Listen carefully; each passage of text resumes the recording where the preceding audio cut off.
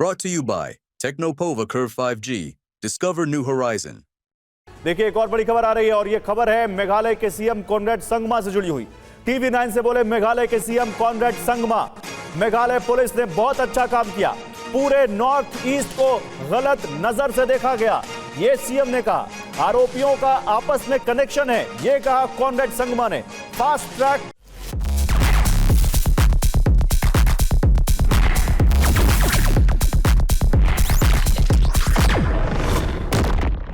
Court में case चलाने की कोशिश करेंगे, यह कहा कॉनरेड संगमा ने।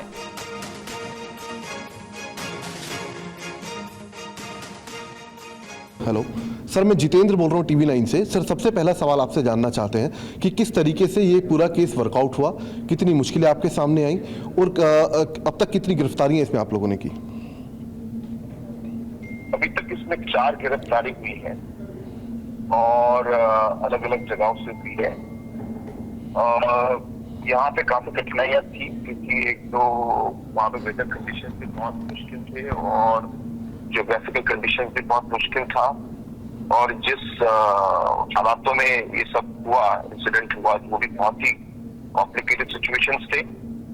और उसके साथ साथ बहुत ही प्रेशर भी था क्योंकि अलग अलग मीडिया हाउसेस से लोग अलग अलग कहानियां बता रहे थे, अलग अलग फैमिली मेंबर्स से भी ऑब्वियसली उनका भी एक्सपेक्टेशन था, और इसको बहुत लोगों ने पॉलिटिकली भी इसमें वो करने की कोशिश की, तो काफी प्रेशर था। लेकिन उस प्रेशर में मेघालय पुलिस ने बहुत अच्छा काम किया और जो एविडेंस, अलग अलग एविडेंस जो मिले, उन एविडेंस के बेसिस पर उन्होंने एविडेंस को जोड़ा और सब एविडेंस जोड़कर उन्होंने अल्टीमेटली जो है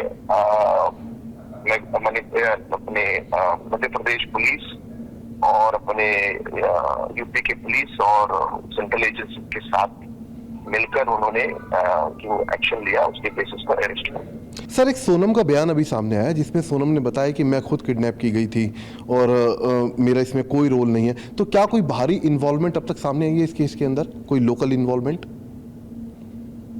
अभी जैसे मैंने कहा, अभी कहना मुश्किल है, लेकिन जो अभी तक आए हैं, जो 4 लोग अरेस्ट हुए हैं, चारों ही बाहर से हैं, मेघालय से नहीं है, और चारों का जो इन्वॉल्वमेंट कहीं ना कहीं एक दूसरे के साथ है।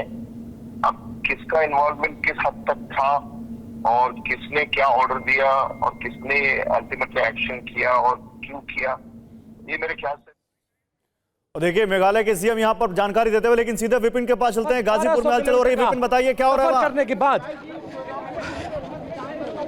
देखिए इस समय देखिए मेघालय पुलिस यहाँ पर पहुंच गई है उसी वन स्टॉप सेंटर के ठीक बाहर, और यूपी पुलिस के साथ मेघालय पुलिस भी यहाँ पर है, और 1200 किलोमीटर का सफर करके लगभग रात भोर में 4 बजे मेघालय पुलिस को इन्फॉर्म किया गया। उसके बाद यहाँ पर मेघालय पुलिस पहुंची है। इस तरफ से जरा दिखाओ, इस तरफ से, और आप देखिए यहाँ पर आप मेघालय पुलिस के ऑफिशियल्स को देख सकते हैं, यहाँ पर ये बैठे हुए हैं और सिविल वर्दी में, और पुलिस, यूपी पुलिस इनको अपने साथ लेकर आई है, यूपी पुलिस की गाड़ियों में मौजूद है। ऐसा बताया गया है कि पहले पटना में उतरे हैं, पटना से बलिया होते हुए बाई रोड लगभग कई सौ किलोमीटर का सफर तय करने के बाद मेघालय पुलिस यहाँ पर पहुंची और बड़ी तादाद में सुरक्षाकर्मी आपको यहाँ पर मिलेंगे।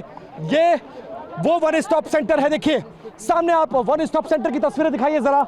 वन स्टॉप सेंटर जहां पर सोनम बीती रात से यहां पर मौजूद है, और इन्हीं दो गाड़ियों में इस वक्त पुलिस मौजूद है। और इस तरफ जरा सुभाष, इस तरफ आइए, इस तरफ से दिखाने की कोशिश करते हैं कि मेघालय पुलिस अब पहुंची है और उनके साथ भी महिला पुलिसकर्मी भी है, यानी पुरुष पुलिसकर्मी के साथ महिला पुलिसकर्मी सिविल ड्रेस में यहां पर मेघालय पुलिस पहुंची है। और अब पीछे के रास्ते से वन स्टॉप सेंटर ले जाने की कोशिश की जा रही है। वन स्टॉप सेंटर का ये पीछे का गेट है जो आप देख रहे हैं, मेरे कैमरा पर्सन सुभाष आपको लगातार वो गेट दिखा रहे हैं, और इस तरफ से होते हुए ये लोग को अंदर दाखिल कराया जा रहा है। महिला पुलिसकर्मी और पुलिसकर्मियों के साथ फिलहाल मेघालय पुलिस को अंदर दाखिल कराया जा रहा है, और यहाँ के बाद अब मीडिया कर्मियों को रोक दिया गया है। वन स्टॉप सेंटर का ये बैक गेट है, ये मेडिकल कॉलेज परिसर के अंदर पड़ता है जहां पर इसका मेडिकल कराया गया था। और अब वो तस्वीर, मतलब मेघालय पुलिस पहुंच चुकी है गाजीपुर, जहां पर पुलिसकर्मी, महिला पुलिसकर्मी भी है, और जहां पर वहां पुलिसकर्मी भी है, यूपी पुलिस भी है और सादी वर्दी में पहुंचे हैं वो, और वो सोनम को ले जाने के लिए वहां पर पहुंचे हैं। विपिन वहां से लगातार ग्राउंड से लाइव रिपोर्ट आपको दे रहे हैं। विपिन, आपके पास आऊंगा, लेकिन देखिए यहां पर जो हम बात कर रहे हैं शुभम, थोड़ी देर पहले हम कॉनरेड संगमा को सुन रहे थे। कॉनरेड संगमा यहां पर पुलिस की तारीफ करते हुए और बताते हुए कि कितना चैलेंजिंग ये केस था, और उनके लिए ये केस और भी बड़ा था क्योंकि परिवार ने भी, विक्टिम फैमिली ने भी, और कहीं ना कहीं एक नैरेटिव बन रहा था कि क्या नॉर्थ ईस्ट में जो यहां से टूरिस्ट गए उनके साथ गलत हो गया। वो एक नैरेटिव कहीं ना कहीं उनके लिए एक बड़ा चैलेंज बन रहा था। तो उनके लिए राहत की सांस तो है, लेकिन वो कहीं ना उनके लिए एक अब चैलेंज ये है कि पूरा खुलासा करके दुनिया के सामने रखें कि आखिर हुआ क्या इस पूरे मामले में। बिल्कुल ठीक कहा आपने गौरव, क्योंकि ये चैलेंज तो बन ही रहा था और ये नैरेटिव भी लगभग सेट हो चुका था। और मध्य प्रदेश में तो खास तौर पर अगर आप देखें तो लोग इस बात की चर्चा कर रहे थे कि अब वो कभी मेघालय नहीं जाएंगे, बॉयकॉट तक की बात होने लगी थी। सोशल मीडिया पर अलग अलग तरह की मुहिम चल रही थी, क्योंकि राजा रघुवंशी का और सोनम रघुवंशी का परिवार बार बार ये कह रहा था कि जब हम उन्हें ढूंढने के लिए शिलोंग गए तो वहाँ की पुलिस ने हमें सपोर्ट नहीं किया, वहाँ के लोगों ने हमें सपोर्ट नहीं किया, और अगर वहाँ की पुलिस ठीक से काम करती तो शायद आज राजा रघुवंशी जिंदा होता, सोनम मिल जाती।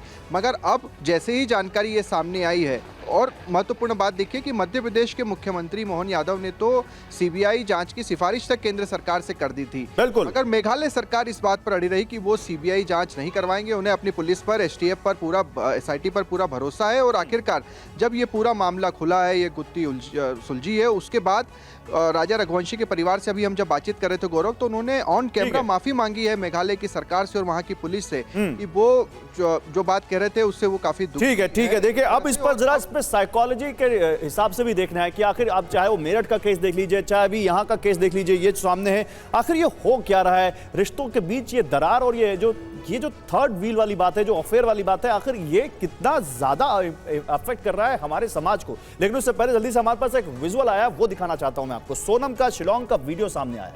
राजा से दूर जाकर फोन पर बात कर रही थी सोनम, शिलोंग में होटल के पास फोन पर कर रही थी बात। राजा की हत्या से पहले सोनम ने किसी से की थी बात। तो एक विजुअल आया, मैं आपको दिखाना चाहता हूं, दिखाइए जरा पिक्चर, बिग वॉल पर दिखाइए। देखिए राजा से दूर जाकर सोनम शिलोंग में किससे बात कर रही थी, ये वीडियो देखिए आप। ये सोनम है, शिलोंग से ये सीसीटीवी फुटेज आया है।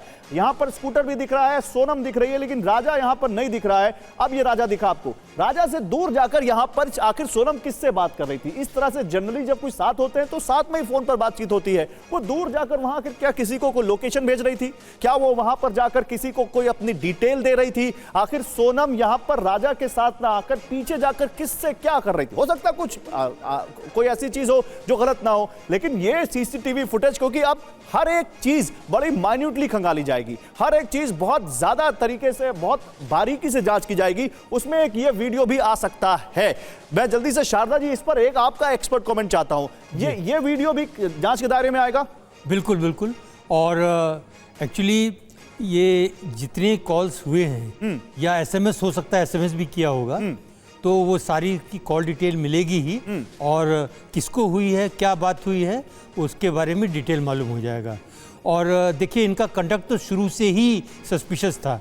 कीटिंग रोड में जहाँ रुके हैं, क्योंकि मैंने 14 साल वहाँ काम किया है, जिस लोकेलिटी में रुके हैं उस पर बाहर से आके हनीमून कपल रुकने का कोई तुक ही नहीं है। दूसरा, हनीमून कपल जो होता है तो ट्रैकिंग पर नहीं जाता है।